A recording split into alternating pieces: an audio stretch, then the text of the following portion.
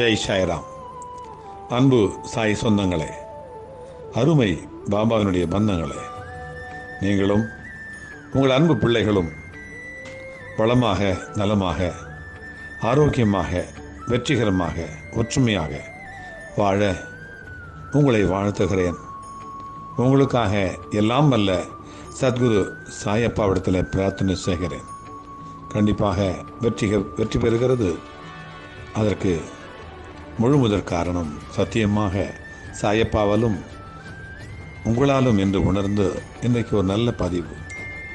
மனதில் நாம் என்ன வைக்கிறோம்? உடலில் அழுக்கு இருக்கிறது. அந்த அழுக்கை நாம் சரி செய்வதற்காக, துடைப்பதற்காக நாம் குளியலறைக்கு செல்லுகிறோம். அழகாக குளித்துவிட்டு அற்புதமாக வெளியே வருகிறோம். அதுபோல மனதில் நமக்கு அநேக அழுக்குகள் இருக்கிறது. அந்த அழுக்கு பதிவுகளை எங்கே சென்று விலக்குவது, நீக்குவது, அகற்றுவது? அதற்காகத்தான் இருக்கிறது நம்முடைய பிரார்த்தனை கோபுரம். இங்கே வந்து இந்த தியான மண்டபத்தில் அமர்ந்து தியானம் செய்தாலே நம்முடைய மன அழுக்குகளெல்லாம் ஓடிவிடுகிறது.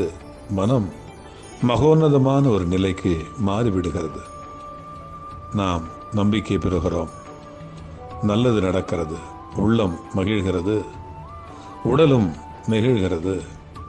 அங்கே இல்லம் செழிக்கிறது என்பது நிச்சயம். வழிகாட்டுவார். வழித்துணை சாயப்பா வழிகாட்டுவார். நாம் என்ன செய்ய வேண்டும்? நாம் செய்ய வேண்டிய வேலைகளெல்லாம் நம்முடைய மனதை அழுக்கு இல்லாமல் பார்த்து கொள்ள வேண்டும். அழுக்கு சேராமல் பார்த்து கொள்ள வேண்டும். அப்படி சேர்ந்தால் இந்த பிரபஞ்சத்தினிடத்தில் மன்னிப்பு கேட்க வேண்டும். என்னுடைய அழுக்குகளை எல்லாம் துடைத்து விடுங்கள், என்னுடைய பாவங்களை எல்லாம் கரைத்து விடுங்கள் என்று சொல்லி வேண்டிக் கொண்டு இதுவரை பத்திரமாக வைத்து கொண்டதற்கு நன்றி சொல்ல வேண்டும்.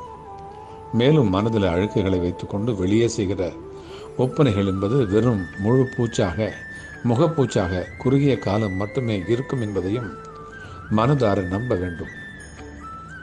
நம்முடைய புன்னகை கூட போலியாக, வெளி வேஷமாக இருப்பதை சிறிது நேரத்தில் இந்த உலகத்திற்கு காட்டி கொடுத்துவிடும். ஆகையால் மனம் சுத்தமாக வேண்டுமென்றால் ஒவ்வொரு புலனும் சுத்தமாக இருக்க நாம் பழக்கிக் கொள்ள வேண்டும். கண்களில் இருக்கிற அசுத்தம், காதுகளில் இருக்கின்ற அசுத்தம் போலவே வார்த்தைகளிலும் கூட அசுத்தங்களை நாம் வடிவமைக்கக்கூடாது, சேர்த்து கொள்ளக்கூடாது. நல்ல வார்த்தைகளை, இனிய வார்த்தைகளை நாம் சேர்த்து கொள்ள வேண்டும். நம்முடைய மனதையே அப்படி மாற்ற வேண்டும். மனதிலிருந்து தான் வார்த்தை பிறக்கிறது. எண்ணிய பிறகுதான் வார்த்தை வெளியில் வரும். அதனால் வேரிலேயே, எண்ணத்திலேயே அதை சுத்தப்படுத்த வேண்டும். அசுத்தங்கள் நீங்க வேண்டுமென்றால் அதற்கு முதலில் நாம் நம்முடைய எண்ணங்களை சுத்தமாக்க வேண்டும்.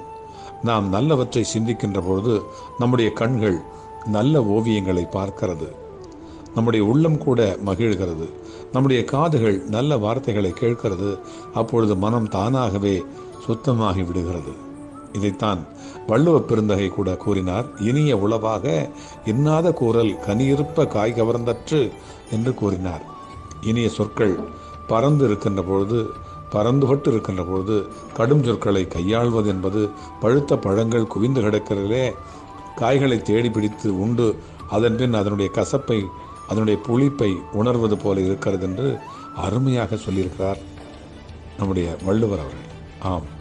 ஆம் பக்தர்களே, சாய் நண்பர்களே, பாபாவுடைய பக்தர்களே, இனிமையான நல்ல பழங்கள் இருக்கின்ற பொழுது, நாம் பேசுகின்ற பொழுது கனிவு மிகுந்த அந்த கருணை மிகுந்த வார்த்தைகளை நாம் பயன்படுத்த வேண்டும்.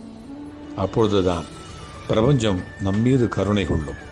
நாம் பாதுகாப்பாகவும் பத்திரமாகவும், நாம் நலமாகவும் வெற்றிகரமாகவும் ஒற்றுமையாகவும் வாழ முடியும்.